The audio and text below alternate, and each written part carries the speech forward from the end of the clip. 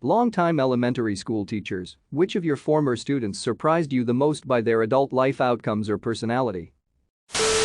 I had a severe speech impediment in elementary school to the point where teachers would foist me off in the reading room for kids with learning impairments and difficulty reading to get extra assistance during class, despite the fact that I was writing and reading at a very high level.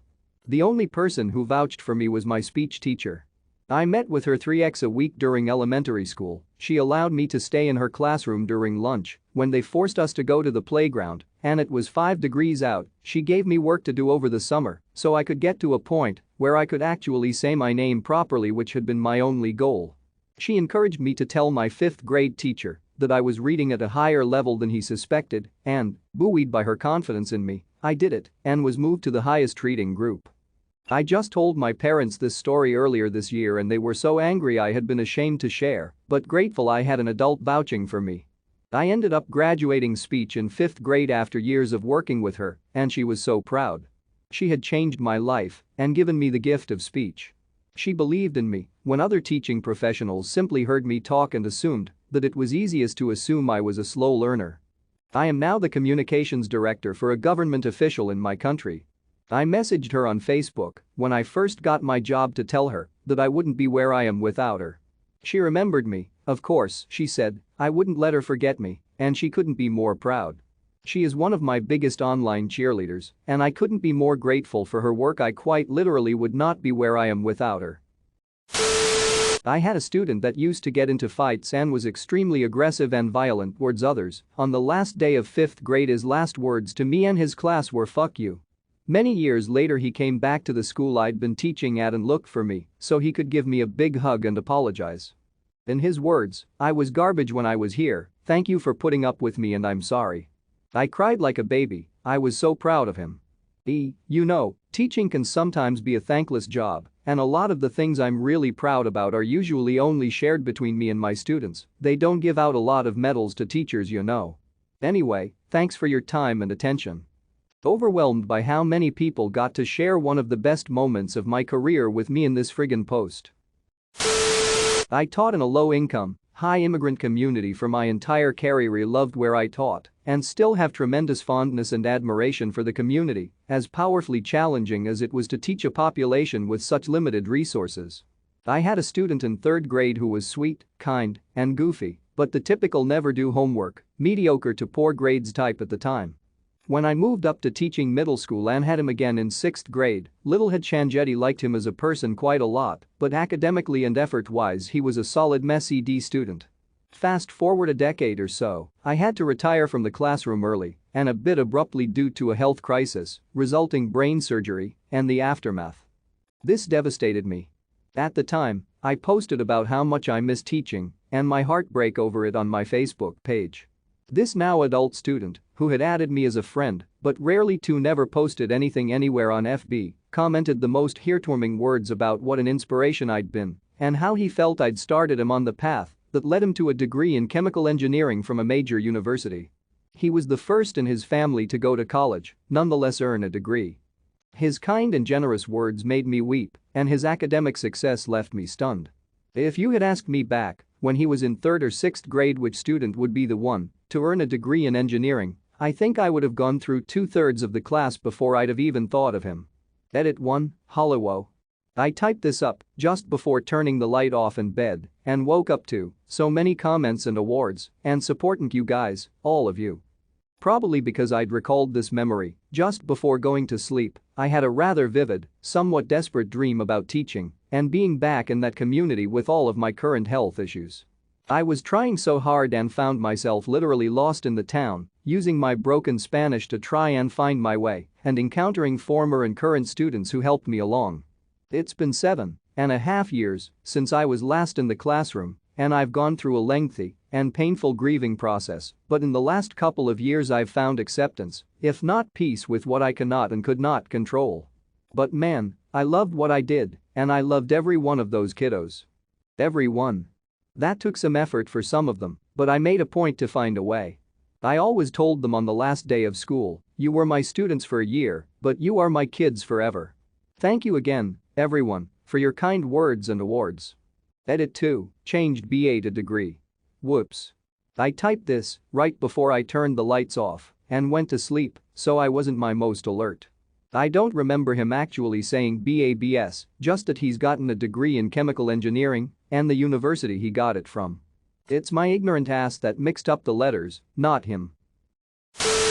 I started in elementary school. One of my first students I had when she was in 3rd grade.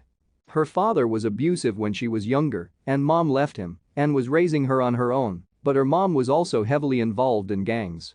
She was very behind compared to the rest of the kids, but she was always very helpful to the other children, me, and the staff.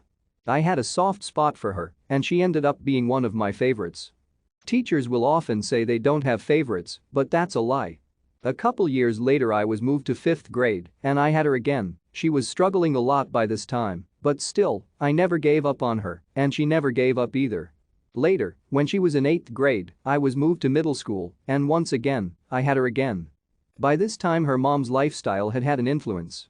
She always wore red, threw up gang signs, and used to get into a lot of fights at school. One thing that was different was she had caught up academically with the rest of her peers and actually even surpassed many of them. She used to come by after school and started seeing me as a mentor, and we had a connection, as I too was heavily involved with gangs in my teens and early 20s. When she moved on to high school, she kept in touch. Her high school was across the street, and she used to come by after school all the time to check in. She eventually got involved in student body, became the senior class president, and was on the honor roll all 4 years. She got accepted into all 8 colleges she applied for. She is currently on a full-ride scholarship at Stanford University and plans to continue with graduate school. She is very involved with the community too. She is currently 20 and a waitress, but is planning on doing big things, and I know she will. I'm so proud of her. I'm not one of these great success stories, but I'm back home visiting and actually ran into my 3rd grade teacher at Starbucks. I was working on my laptop, WFH, but my parents' Wi-Fi is crap, so I work at Starbucks when I visit. I saw her sit down, and it just kept bugging me why she looked so familiar, because I swear when I was in 3rd grade I thought she was at least in her 50s, so she would have to be like in her late 70s now, or something like that. Chalk it up to a child's memory. Anyway, when I noticed she was getting ready to leave, I asked if she was MS.3 road grade, and she said yes with a kind of confused tone, and I explained who I was and that she had been my teacher. She was so excited to see a former student and kept thanking me for taking a chance and saying hi to her, and that she wished more students would do that because she loves getting to hear about her former students' lives. So I guess if you are on the other side of this question and you see a former teacher, don't be afraid to reach out and just say hi, explain who you are and just thank them for their role in your education. She remembered me as the little girl obsessed with acting and reading. Still true today. I taught kindy for 18 years. When I finally finished, I was at the airport leaving to go to my home country, and a young man in his 20s approached me and asked if my name was and had I been his teacher. Turns out I was. He was smiling. His family was smiling, and they made me feel like a rock star. He even bowed to me. This was in China, and everyone was looking. We were lined up waiting to present passports. And frankly, I was happy to see him and find out he was doing well. Isn't there a Chinese proverb that states teachers are the most noble of professions? Doctors and lawyers are great, but we wouldn't have them without teachers. Or some car company made that up, and it was super convincing to my child brain, and as an adult I totally agree with it. I guess my mom might count since she's worked at the elementary school I attended since 1993, but she recently told me about one of my elementary school classmates. I was actually pretty good friends with him, but I thought he was a bit slow. And apparently, he had been evaluated for learning disorders several times in early grade school. He apparently just started a surgery fellowship at a prestigious hospital in Philadelphia. He definitely worked very hard in grade school and middle school, and now that I look back, he definitely sought out the smart kids in class and tried to befriend them and see how they thought. There was a kid in my high school class who had severe dyslexia and acalculia, and although he clearly had a sharp mind, when you spoke to him, it wasn't clear he was going to go far. His main interest back in school was blowing shit up and building bombs, and he went off to mining school so that he could work with explosives. He got his PhD before I got my bachelor's for building a robot that goes down mines and uses lasers to make a 3D map of the mine, doing a week's work for a surveying team in a couple hours and without putting human lives at risk. He's charming, his wife and kids are charming, and he builds robots with frickin' lasers on them. Not bad for the kid couldn't read and only cared about blowing shit up. Robots with frickin' laser beams attached to their heads. Not me but know a guy, lovely quiet chap who lived to draw. Teacher said his work was no good. Went on to be a senior effects artist and later works for a major computer games company and can of course, draw. Found your friend. Lol. My brother was tutored by an elementary school teacher and he was a complete mess of a student as a kid. She was helping him transition from a top prep school to public school because the prep school didn't feel he would ever amount to much in their care. She tried several methods to keep him organized and help his reading skills to no avail. She continuously checked in with his teacher, worked at the same school, to see his progress and constantly had to talk to him on behalf of the teacher. Everyone loved him, he was just an utter mess. We ran into her a year ago and got to tell her that he got a full ride to law school at an Ivy League school. Blew her mind, but proof that some kids thrive in different learning environment. Terrible through traditional school, but when he got to college, he thrived because of breaks between classes, time to study, picked his classes which were focused then trying to cover 1,000 topics in a year, and got to know his teachers. Thank goodness for my parents holding out hope all those years haha. We call it primary school in the UK, and my mum's friend taught Ewan McGregor in P5. Apparently he was just a normal kid, youngling. Not me, but a kid who used to be my friend. He was studios. He got good grades. Teachers loved him. He was well behaved. He wasn't bullied. He didn't bully other kids. He had a lot of friends. He wasn't popular, but he wasn't unpopular. He was definitely more popular than me though. No one had a problem with him. Since he got good grades his parents let him do whatever he wanted. They bought him whatever he wanted. He had the latest video games and consoles as they came out. We loved sleeping over his house because we could stay up all night, jump on the trampoline at 2 in the morning, and we didn't even have to sneak out for mischief. We could just walk out the door. Anyways, he moved in 8th grade. I was sad. A couple years back someone sends me a Facebook message of a local article. This guy stabbed someone 23 times and is awaiting a murder trial. I have no clue where his life took a hard left turn, but it did clearly. Edit, added details. That's wild. And sad. It's strange when it's someone you knew. Yeah, if I had to pick someone from my elementary middle school classes to be a murderer it would have absolutely not been him. I teach English as a second language, and I had a kid who spoke Arabic who barely could master English in the beginning, to be expected of course. Well, 8 years later he's on his way to being an astrophysicist.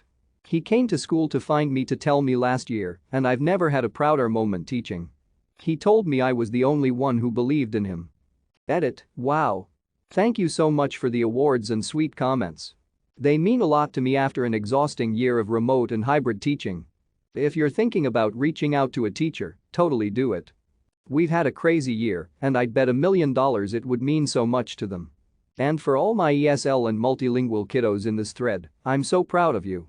I got to do something, well, not as staggering as saying I'm an astrophysicist, but still got to blow my old teacher's mind. His name was Mr. Quinn, and he was the drama teacher at my high school. I was one of the 4-year wonders, the kids who got into drama freshman year and never left. Most stayed because of the social dynamic, but I stayed because I loved theater. After graduating, I got a job, went to community college, my grades weren't abysmal, but not great. Started taking classes in audio recording. Got introduced through those classes to the head sound technician for our City Opera Association. He offered me a job shadow. Then gave me an application for the Stagehands Union and told me to sign up. That was June of 2006. In September of 2006, I got my first call to work a show, tearing down the Broadway show Wicked. I did pretty good for my first time ever working a show that was that big. I was told to expect more calls. Pretty soon I got another call to work on Sweet Charity. Then a Rascal Flatts concert. Then a Disney on Ice show. It was after the Ice show that I went back to my high school and found Mr. Quinn. When I told him that I was now a professional stagehand, had already worked in a couple different venues, and was about to start working on a run of Bolero, he actually wept. "You're the first ever, of all my students, to go pro." For the next 6 years, he would have me come in and talk to his tech theater classes. And I dropped by a bit more often, just to tell him about shows I was working on. He was super excited when I told him I had worked on an environmentalism summit hosted by His Holiness the Dalai Lama and that I had gotten to meet His Holiness and received his blessing and a prayer shawl. Sadly, colon cancer decided that Mr. Quinn had been having too much fun. I saw him a few weeks before he passed, telling him about working a new production of Faust and how difficult the TD was being and that one of the lead carpenters had smashed his finger. Mr. Quinn laughed. And he told me how proud he was of me. When he died, I cried like a lost child. And I'm still a stagehand. Now I'm a crew lead and production staff for an NBA team. I go back to work next week for the playoffs. And I'll be thinking of Mr. Quinn the entire time. Not mine but my mom's story. She used to teach the 2nd grade and there was a kid who was ruthlessly bullied because he had another finger on his hand. He didn't come from a very good background and had to work jobs in the middle of school for his family. This is pretty common for low-income families in India. He was shouted at a lot by the principal as he missed like half of the school, so my mom told him to come to our house so she could tutor him every few days. He's now studying mechanical engineering at IIT, very prestigious university in India, and reached to my mom on Facebook and thanked her. I was expecting famous pianist. Not an elementary school teacher, but as a former child, I have something to say for Mr. Foley. Fuck you Mr. Foley, in good at drawing. As a former child Lumfao. As a retired child veteran. I've been on our PTA for a long time, does that count? There was a very skinny quiet kid who was super smart. The other kids picked on him quite a lot, but he never stood up for himself. I always thought he would work for NASA or something as he was so smart. I saw his LinkedIn a few months ago and he is now a prison officer at a maximum security prison. Half the smart kids from high school are doing great and the other half are the host at Applebee's and it's so confusing. I've found that a lot of smart kids burn out in college or early in their career and they decide they'd rather have a mediocre job that at least has a definite end. Sounds tragic, but let's comparusing the most scientific method of sociological analysis available. Anecdotal experience. Story time. My brother graduated top of his class, got highly recommended to some very prestigious careers, ascended quickly up their ranks, and now his job is his life. Well, not exactly. He actually doesn't have enough life to give to what his job is asking for. He is always on call, always wrought with anxiety, always struggling to make at least a little time for his kids, but it seems the world saw his smarts and latched onto it voraciously. He is a constantly miserable wreck, and I don't envy him in the least. He did everything right. He excelled at every turn. He opera at every tunity. And at every gress. Trans at every sentence. And his reward for being the best and brightest is a life of never-ending servitude out of his control. On the other hand, I see my own friend who graduated top of his class, lots of prestigious career opportunities and that was the end of that. He sold a fledgling hardware manufacturing business in college to move to Montana with his fiancée. He landed a job working 6 hours a day at some mining company's employee credit union as an IT supervisor. Even afforded him his own office. He set up their system 8 years ago and only does intense computer work maybe 3 to 4 times a year. Most days, he sits in the back and plays games until a teller gets confounded by their computer's hibernation timeout and calls him to come mouse jiggle it back awake. He was slated to be the next Silicon Valley billionaire, yet he only makes $25 an hour. But quittin' time is quittin' time, and nobody gets to bother him before 10 or after 4. Every day, he goes home to his wife, they watch movies, they host tabletop gaming nights with friends, or they walk 2 miles down the town's only boulevard to get ice cream. And best of all, be thumbing his nose at the perceived opulence of some Silicon Valley hustle, he doesn't even pay California taxes. His professors might say he squandered his gifts, but I think he decided early on he would rather squander his potential than squander his own life. Their LinkedIn profiles might make it pretty clear who is the more successful person of the two. But my experience in being around them and seeing how happy they are with their lives tells a different story. Sometimes, the smart thing to do is discover that one's time and sanity is worth more than a fat paycheck, because even the fattest of paychecks are worthless if your job doesn't even let you enjoy your off time. I had to be tutored for reading during elementary school. The same teacher came to my house after school a few times a week to help me. Years later, my mom ran into her and she asked how I was doing. She was so incredibly happy and shocked to hear I was an English major applying to library science graduate programs. That's so awesome. What exactly is library science BTW? It sounds hella cool. Thanks. And library science is basically an overarching term for the study of librarianship, information, and often archives. It's literally library school. We learn how to be librarians and/or archivists in some programs. Not a lot of people realize how much work goes into running libraries and archives. I actually just graduated with my master's in library and information science. Reading all these people who didn't do so well as a student but very successful now just makes me feel like shit because I was a pretty good student academically and turns out not very bright after I graduate. Same here. I was top of all of my classes and always getting told that I had loads of potential. Then I left school and had a massive psychiatric breakdown, and now I have done literally nothing with my life. Not a teacher, but my best friend in high school was the most picked on kid in a high school of 4,000 students. He definitely wasn't much of an academic and seemed destined for barely getting through life. He's now worked his way up in fast food, has franchised a couple Dairy Queens, and worked for Homeland Security in between. Till Homeland Security has connections in Dairy Queen. For Queen and Country. Not me but my soon-to-be mother-in-law, we were out shopping together for a gift for my fianc. We ran into a former student of hers. She was working at the makeup counter of the department store we were shopping at. They talked for a little bit, and I thought it was sweet that this girl still remembered her elementary school teacher. After we walked away, my soon-to-be mother-in-law told me that girl working at the makeup counter was her best student ever, and she graduated high school as the valedictorian. I'm not a teacher, but something along the lines happened to one of the kids I graduated with. She was top of the grade for academics and sportswoman of the year every single year since we were 13. She was head prefect in middle school and head girl of our high school in our matric year. Both her parents were senior management at our old middle school. She was very rich, both her parents drove sport cars and she got an Audi SUV for her birthday. She also lived in a Poe's huge house. Last thing I heard from her is that she got accepted into one of the best universities in the country, Stellenbosch University, for veterinarian science. I mean, if anyone was going to succeed it would be her. She's now a secretary at a rundown accounting firm in Pretoria that's badly in debt. She's also been to rehab twice.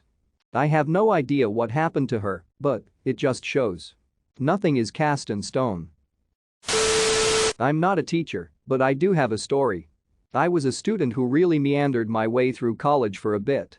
It took me a few years to get through community college. For several years, I was completely unsure what I wanted to do and was just taking 1 or 2 art classes at a time. I also had some pretty traumatic things going on then, which I won't get into here, but they resulted in me withdrawing from courses entirely for a couple semesters in a row and ending up with a bunch of W's on my transcript. But eventually, around age 23, I recovered and got really serious about school. I started taking heavy loads of advanced courses at that community college, replaced all of those W's with A's, and was on track to graduate with my associate's degree, a 3.8 GPA, and guaranteed admission to a great school in a nearby city. Our community college had guaranteed admissions agreements with local schools based on GPA and other requirements.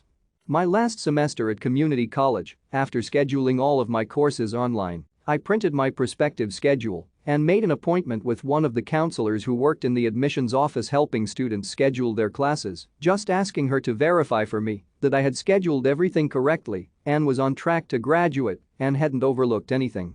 She made me feel lower than dog shit. Ooak? Well, most students are perfectly capable of doing this at home. Right? I did already. I was just hoping you could confirm for me that I had done everything correctly. Well, I have your transcripts pulled up. I'm just scrolling through to see where you've actually taken any courses at this college. It's taking quite a while, lots of withdrawals on here, I see. Lots of withdrawals. Have you ever even taken any real courses at this college? I can't imagine how any local school is going to accept you. If they do, it's only because of this guaranteed admission agreement. I guess it does look like you qualify. You're very lucky to qualify. There's no way they'd let you in if they actually had to review this transcript and all of these withdrawals. It went on and on like that with her berating me, even though all I had asked was for her to verify that my course schedule made me eligible for graduation. I left the office and had to go sit in a bathroom stall and cry and compose myself before my next class. But I did go to that school with guaranteed admission. And 2 years later I graduated that school with my bachelor's degree, summa cum laude, 4.0 GPA, Phi Kappa Phi, selected as the only student to receive the highest honor in my major, and I got accepted to Columbia University for my master's degree. I made a photocopy of my Columbia acceptance letter, went back to that counselor's office with it in my hand, dropped it on her desk and said, "I'm sure you don't remember me, but I'll never forget you. You made me feel smaller than anyone has ever made me feel in my life. I am now one of only 3 students who has ever attended this school to go on to an Ivy League university. So I just wanted you to take a good look at the things I've accomplished and think about this the next time you have a student in your office who hasn't had an easy go of it. I hope you won't make the same mistake again. Because you could have uplifted me, but you didn't. You didn't help me with any of this. I accomplished this in spite of you." She just gave me a blank stare, and I left the photocopy on her desk and walked away. But damn, did it feel good. I was voted most likely to burn a book, ended up writing one. Edit, so my most upvoted comment is how people in high school thought I was a dumbass. That's typical. If anyone is interested in my book, I am happy to tell you the title, but I don't want to get banned for advertising, so PM me. Was it Burning Books for Dummies? Per second. How do you put the small per second there? I had a math teacher in high school that was an absolutely evil person to any student that dared to ask questions.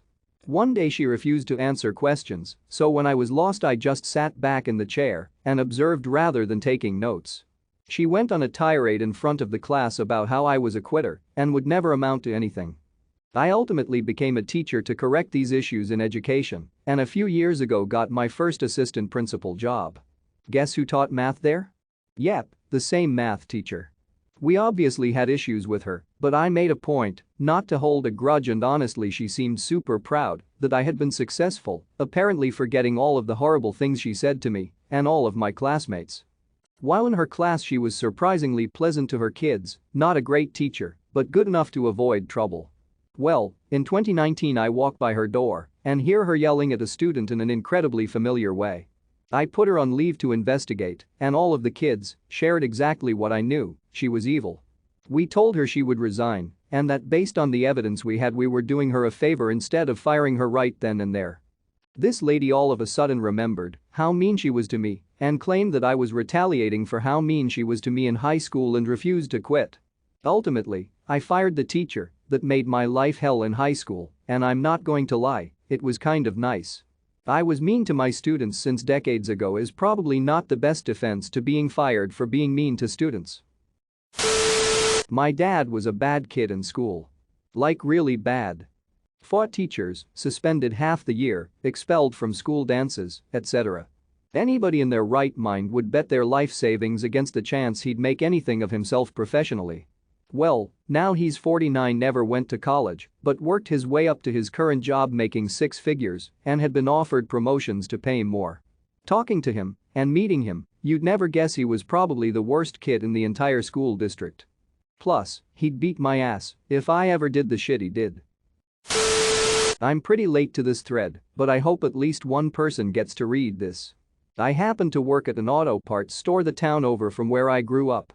I moved to California, to the heart of the Central Valley. Myself along with my 2 other siblings were placed in the local K-6 school. I had the fortunate pleasure of having Ms. Adisho, who was such a loving and caring woman. She was always so kind and gentle that on few occasions I haphazardly called her mom. I used to cringe at that, but I think maybe she found it sweet. A woman strongly resembling her came to the auto parts store late afternoon with her husband. They were looking for a light bulb, and being the lone cashier assisted them. The more I spoke to her, the more I asked her questions, I could feel it. This woman, her demeanor, was so similar to my kindergarten teacher. At this auto parts store we have a rewards program, which involves your phone number to earn rewards points. Well, as typical I asked her for her number, and at my amazement Mrs. appeared on the screen. I immediately had to ask her, "Excuse me, are you Ms. the one who taught at El Capitan?" I asked since I think I was one of your students. I am AM. At the moment I was 21, but even after more than a decade, she remembered me. She said AM? She asked me how I'd been, what I had done with my life. I informed her that I was going to junior college and had applied to a couple UCs here in California, Berkeley, UCLA, Davis. I told her about me getting published, about my academic achievements, my want to become a doctor. She paused for a moment and her tone changed to something somber. She said, "Thank God, I thought I had messed you kids up." Frankly, I don't blame her, I knew what she meant. The school was underfunded, understaffed, and underprivileged. She did the best she could and perhaps felt it wasn't enough. I replied, "Not at all, I think you did a great job." We said our goodbyes soon after, and she walked slowly out the store with her husband standing by the door. She began to cry, but her crying wasn't sad. It sounded like relief, joy, and maybe happiness. Her husband hugged her, and they walked back to her car. I saw them drive away, and I wonder what kind of impression I made? I wonder why she cried? My mom taught all the way from elementary school to high school and always used to tell us about this one student. This guy was at the top of his class in academics, was the star in both the basketball and football team, was adored by all the teachers, and everyone was talking about all the great things he was going to achieve in life. He got into a really good school for the 11th and 12th grades, one of the best in the country. 6 months later news came about that he'd tried to commit suicide but survived with permanent damage to his spine.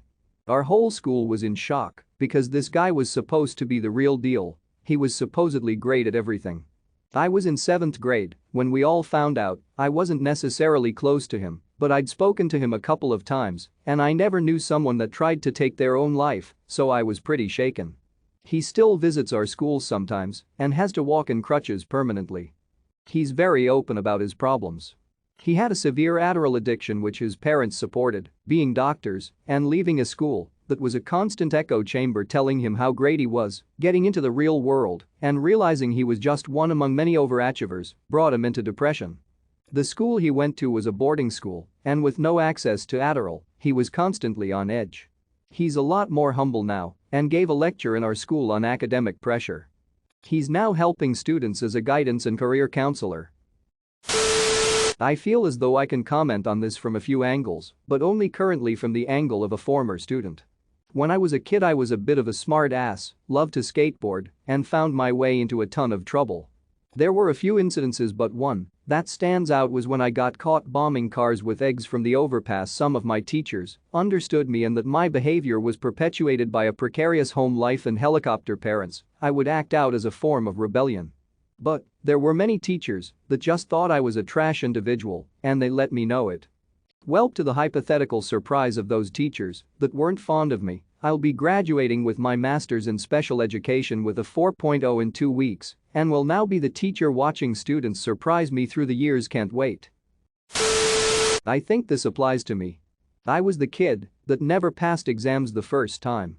Kids would tell me in middle school I would never graduate. First semester of high school I didn't pass 7 out of 14 classes. Right now I'm halfway through a master's program for bioscience engineering at one of the best universities in Europe. I would still call myself a mediocre student, but it's getting better. My thesis will be about vertical farming, and for the first time in my life as a student, I'm excited.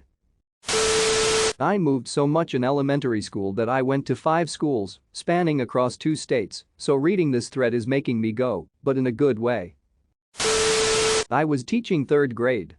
I had a kid that would literally shoot spitballs in class through a straw. Kid would bring his own straws to school and chew notebook paper to shoot. This happened every day, probably 7 or 8 times a day. I'd catch him doing it. He would just start fucking with other kids, poking them with pencils and shit loudly in the middle of class. Now, I hate sending kids to the principal because I feel it undermines my authority in the class. This kid was different though. He got sent to the office average twice a week. Just couldn't deal with it. He goes on to high school. I don't hear good things about him. I don't hear much, just that he'd fallen in with a bad crowd. It's 2005 when I'm teaching him in 3rd grade. Flash forward 16 years, and I pull up to a red light on my way home from work. Red Lamborghini. Who is sitting there in the driver's seat? Of course, this kid.